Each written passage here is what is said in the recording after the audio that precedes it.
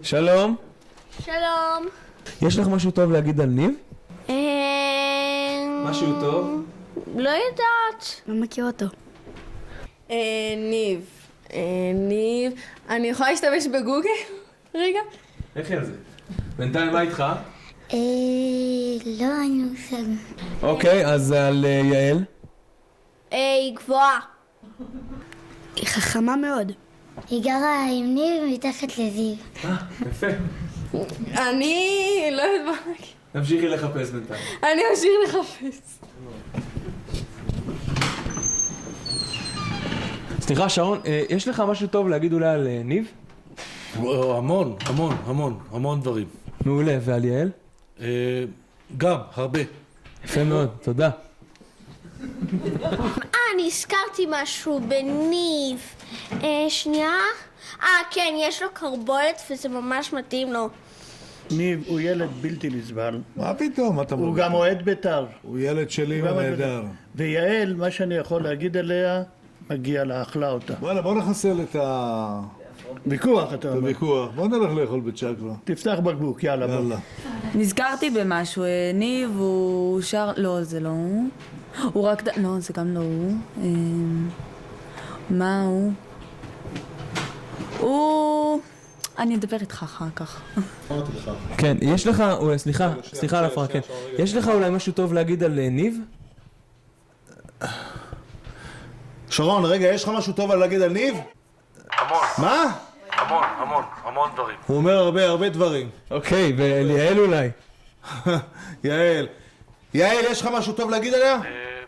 גם, הרבה. כן, גם הרבה דברים, הוא אומר. ניב זה לא זה שגר מתחתנו, השכן? אז מה עם החתונה? מה קורה? אני הבנתי שיש עניינים עם הציבור הישיבה, משהו. מי מתחתן? מי מתחתן? הבן שלך? מי? זיו? זיו הוא כבר נשוי. זיו כבר נשוי? אז ניב? כן, אולי יש לכם באמת משהו להגיד על ניב? על ניב. יש לך משהו להגיד על ניב?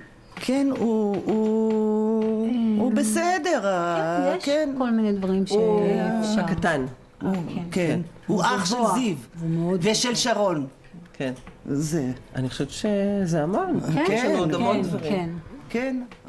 תשאל אותו. אני לא יודע מה, שתן לחשוב. תשאל אותה קודם. לא אתה. טוב, את יודעת מה? אני. יש להם כלב נפלא, שקוראים לו ג'וי, הוא מאחד אותם. יפה, משהו אולי על יעל? משהו מיוחד? אספרסו ברקע?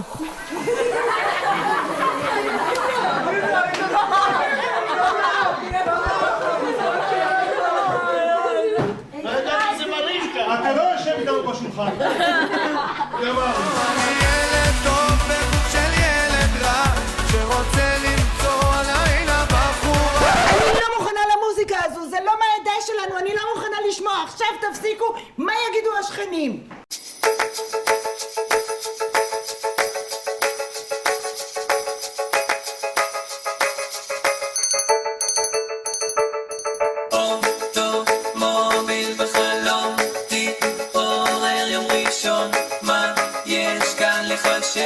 שתרגע בכל מה שנמצא צריך כל יום לנסות שוב להגשים חלומות עוד